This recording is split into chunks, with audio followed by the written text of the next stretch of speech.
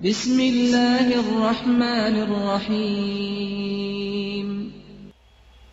Bismillahirrahmanirrahim.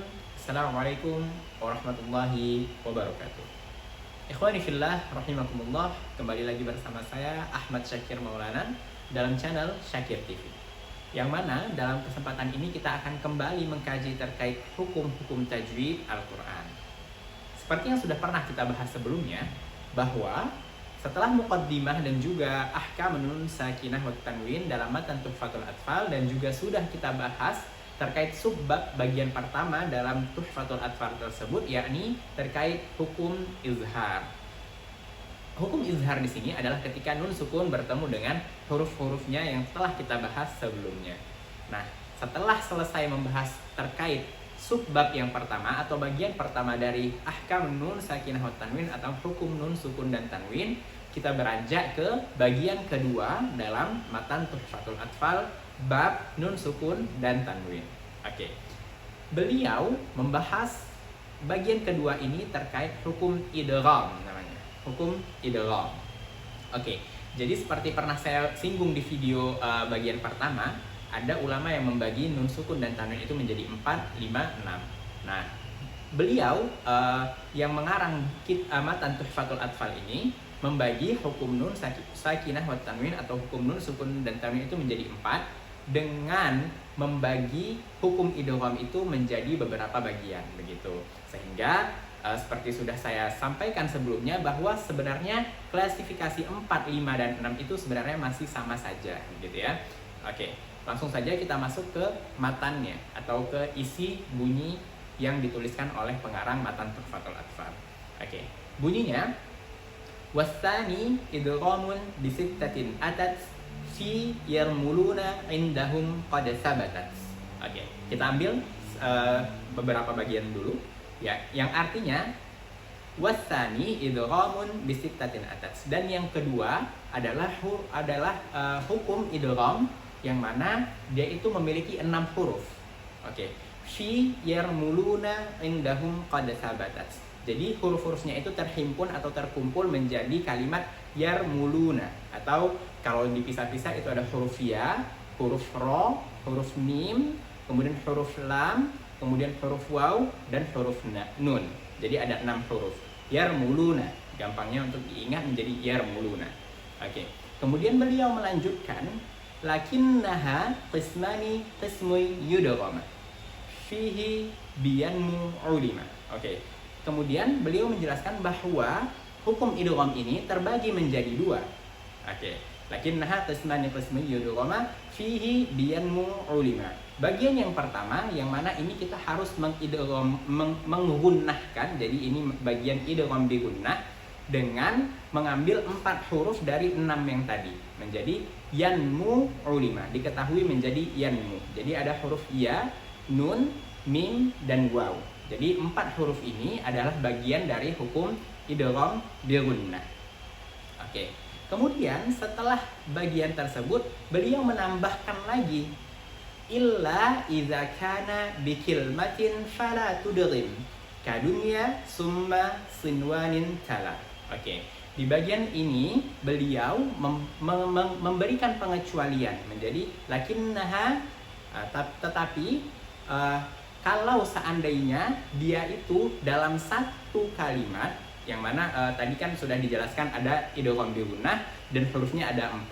Tapi kalau seandainya nun sukun bertemu dengan hukum-hukum idgham bigunnah tersebut dalam satu kalimat atau satu kesatuan tidak berpisah, maka dia itu tidak boleh diidghamkan. Seperti contohnya disebutkan 2, ada sinwan dan dunya. Beliau menyebutkan sinwan dan dunya. Nanti akan diberikan penjelasan lebih lanjutnya di bagian terkait contoh-contohnya. Oke. Tapi di sini beliau menyatakan pengecualian tersebut bahwa kalau seandainya idgham bigunnah terjadi dalam satu kalimat itu tidak bisa diidghamkan. Bahkan ada yang menyebutkan, ulama lain menyebutkan bahwa ini termasuk ke dalam izhar mutlak. Jadi dia benar-benar harus diizharkan. Cuman memang dia berbeda dengan hukum izhar yang pertama ya. Oke.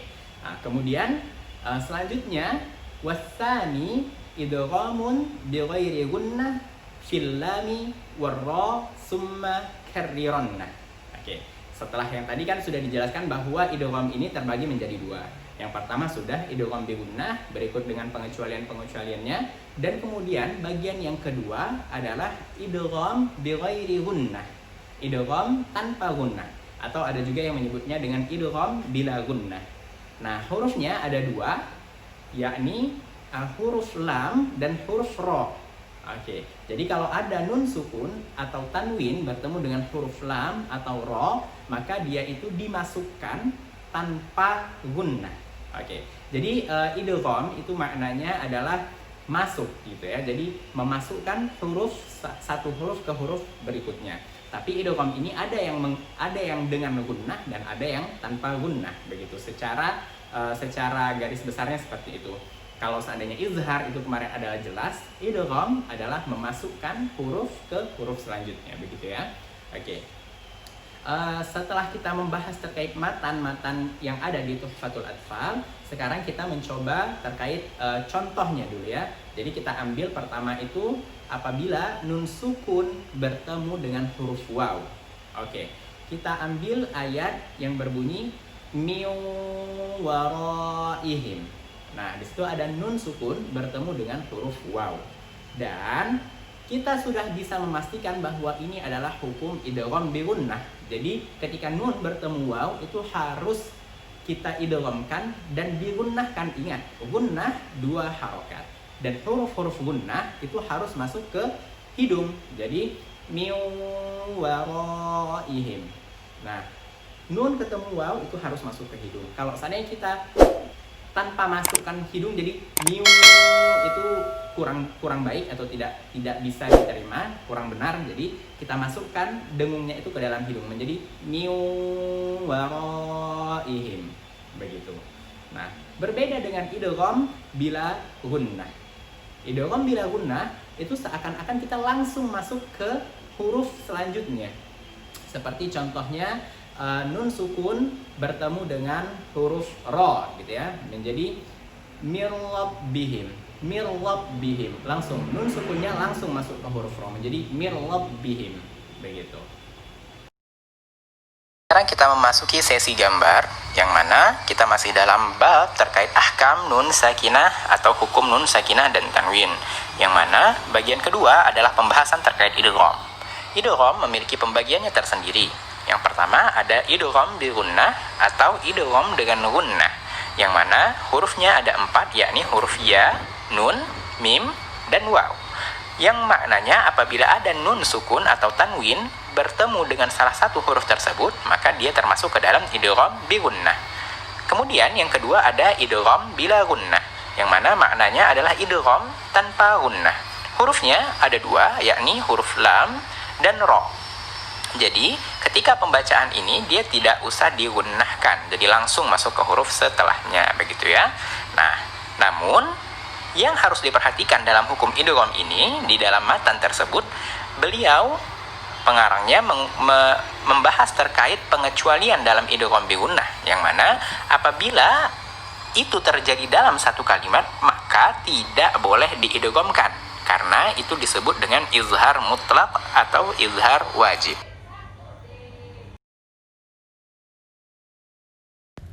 Sekarang kita memasuki bagian contoh. Kita mengambil contoh pertama itu dari idgham bi gunnah. Nah, bagian pertama itu ada nun sukun bertemu dengan ya, yang contohnya may ya'mal. Di situ ada hukum idgham bi gunnah. Jadi harus digunnahkan 2 harokat. Begitu juga dengan contoh selanjutnya, yakni amilatun nasibah. Di situ ada ta marbutah dengan harokat tanwin, kemudian setelahnya huruf nun. Nah, di situ juga ada idgham bi gunnah. Contoh selanjutnya bi hijaratin min. Nah, di situ ada ta marbutah, kemudian harokat tanwin dan setelahnya huruf mim. Contoh yang terakhir itu ada min waraihim. Nah, ini nun sukun, kemudian setelahnya huruf waw juga harus digunnahkan dengan panjang atau dengan tempo gunnah 2 harokat begitu. Kemudian bagian kedua kita memasuki hukum idgham bila gunnah. Jadi di sini itu tidak atau tanpa gunnah, hanya ada 2 contoh karena hanya ada 2 huruf dalam hukum idgham bila gunnah. Contoh yang pertama itu ada yakullahu. Di situ ada nun sukun, kemudian setelahnya huruf lam. Dan di situ harus langsung dimasukkan ke huruf lamnya. Begitu juga dengan mirlab bihim. Di situ ada nun sukun, kemudian setelahnya diikuti huruf ro, maka di situ harus diidghamkan langsung ke huruf ro tanpa didengungkan terlebih dahulu. Oke. Kemudian kita memasuki bagian yang terakhir yang disebut dengan izhar mutlak atau izhar wajib. Di sini kita wajib mengizharkan ya, walaupun di sana ada nun sukun bertemu dengan 2 huruf dari idgham bi gunnah, yakni ada huruf ya dan juga ada huruf waw. Tapi di sini tidak boleh kita idghamkan karena dia izhar. Jadi di sini ada bunyanun, kemudian ada ad-dunya, ada sinwanun, ada qinwanun. Jadi izhar mutlak hanya terjadi di 4 contoh ini saja. Oke, jadi di sini kita tidak boleh membacanya dengan bunyan atau ad-dunya atau sinwan atau qinwan, itu tidak boleh. Jadi harus benar-benar dijelaskan hurufnya di sana. Bunyan, sinwan gitu ya. Jangan sekali-sekali diidghamkan karena itu akan menjadikan bacaan kita menjadi salah. Karena di sini adalah hukum izhar mutlaq. Bagi dalam beberapa bagian tersebut, ayo kita sama-sama mengulangnya sehingga bacaan kita benar-benar sesuai dengan kaidah-kaidahnya. Oke, seperti tadi itu sudah kita ambil contoh yang pertama dari idgham bil gunnah. Ketika nun sukun bertemu dengan huruf waw menjadi min waraihim. Nah, di sana itu benar-benar harus kita dengungkan nun sukun bertemu waw dan harus masuk ke hidung ya. Jadi karena makharijul huruf gunnah, huruf-huruf yang memiliki gunnah itu makharijul hurufnya adalah al-khayshum. Al-khayshum adalah hidung. Oke, menjadi min waraihim begitu. Jadi nun sukun bertemu dengan waw. Oke, itu bagian pertama yang terkait idgham bi gunnah. Kemudian yang kedua itu ada pengecualian dari idgham bi gunnah yakni ada 4 contohnya tadi, kita ambil satu saja yakni sinwan. Begitu ya. Jadi di situ kan ada nun sukun bertemu dengan waw tapi dalam satu kalimat atau dalam satu kata lah ya. Jadi sinwan. Jadi nun sukun dan wawnya itu tidak boleh kita idghamkan menjadi siwan, itu nggak boleh. Jadi dia harus sinwan, benar-benar diizharkan atau dijelaskan. Itu bagian kedua. Kemudian bagian ketiga adalah idgham bi ghairi gunnah atau idgham bila gunnah, yang artinya idgham tanpa gunnah. Jadi di sini kita tidak boleh menggunnahkannya tapi langsung masuk ke huruf selanjutnya. Seperti contohnya tadi kita ambil satu nun sukun bertemu dengan huruf ro menjadi mirlab bihim. Mirlab bihim. Nah, seperti itu. Jadi nun sukunnya itu langsung ke huruf ro, begitu ya. Oke. Mungkin hanya ini yang bisa kita sampaikan. Lebih dan kurang saya mohon maaf. Kalau seandainya masih ada yang bingung, itu bisa kita ulangi ya videonya. Oke, semoga apa yang saya sampaikan bisa bermanfaat. Kalau ada pertanyaan bisa DM di Instagram saya. Oke. Assalamualaikum.